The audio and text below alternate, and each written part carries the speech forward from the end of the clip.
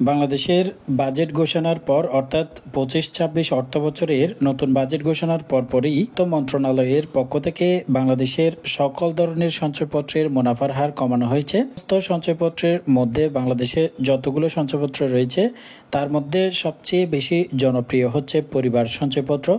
এই পরিবার সঞ্চয়পত্রের যে নতুন রেট নির্ধারণ করা হয়েছে ১ জুলাই ২০২৫ থেকে।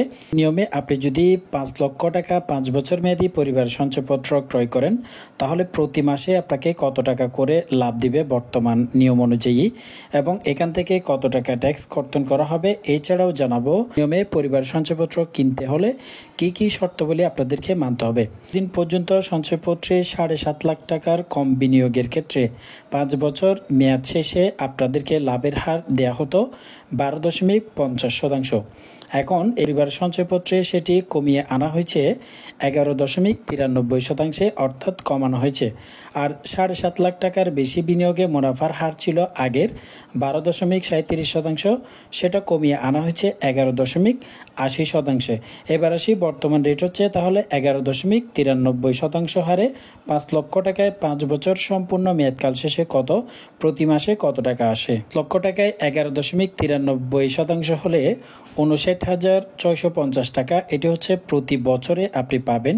কিন্তু আমরা যদি প্রতি মাসে হিসাব করি, প্রতি মাসে আপনাকে প্রদান করা হবে ৪,৯৭০ টাকা করে, অর্থাৎ ৪,৯৭০ টাকা করেই পরিবার সঞ্চয়পত্রে আপনারা প্রতি মাসে লাভ পাবেন। তবে এখান থেকে ট্যাক্স হিসেবে কর্তন করা হবে ৫ বছর মেয়াদী বাংলাদেশ সঞ্চয়পত্র এবং ৩ মাস অন্তর মুনাফাভিত্তিক সঞ্চয়পত্র, এই দুটিতে ৫% এবং পরিবার ও পেনশনার সঞ্চয়পত্রে 10% উৎসকর কর্তন করা হয়।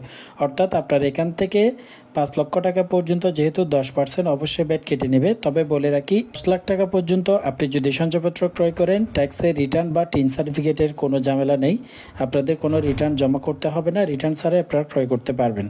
তো এখান থেকে যদি 10% ব্যাট কেটে নেওয়া হয়, 10% ব্যাট কেটে আপনি পাবেন ৪,৪৭৩ টাকা করে। ৫ লক্ষ টাকা যদি আপনি ৫ বছর মেয়াদকাল পর্যন্ত রাখেন তাহলে ৫ বছর আপনি এভাবেই লাভ পেতে থাকবেন।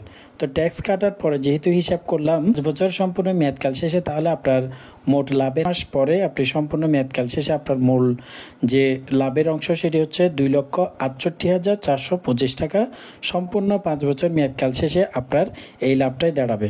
পরিবার সঞ্চয়পত্রটি যদি ক্রয় করতে চান, জাতীয় সঞ্চয় ব্যুরো অফিস, বাংলাদেশ ব্যাংকের শাখা, অর্থাৎ আগের যে সমস্ত ব্যাংক থেকে আপনারা সঞ্চয়পত্রগুলো ক্রয় করতেন সেমভাবে আপনারা সঞ্চয়পত্রটি ক্রয় করতে পারবেন।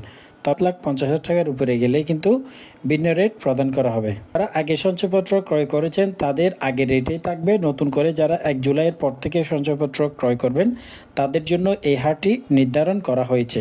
পরিবার সঞ্চয়পত্রটি কিন্তু বাংলাদেশের সকল শ্রেণী পেশার মানুষ কিনতে পারে না। এটি কিনতে পারবেন শুধুমাত্র পরিবার সঞ্চয়পত্র কিনতে পারবেন মহিলারা। ১৮ বছরের ঊর্ধ্ব বয়সী যে কোনো মহিলা যদি প্রতিবন্ধী হয় বা ৬৫ বছরের ঊর্ধ্ব বয়সী হয় তাহলে তাদের নামও কিনতে পারবেন। তবে মূলত এটি মহিলাদের জন্যই প্রযোজ্য হয়ে থাকে। এই সঞ্চয়পত্রটি আপনারা এখন কিনতে পারবেন, চালু রয়েছে, এতে কোনো সমস্যা নেই।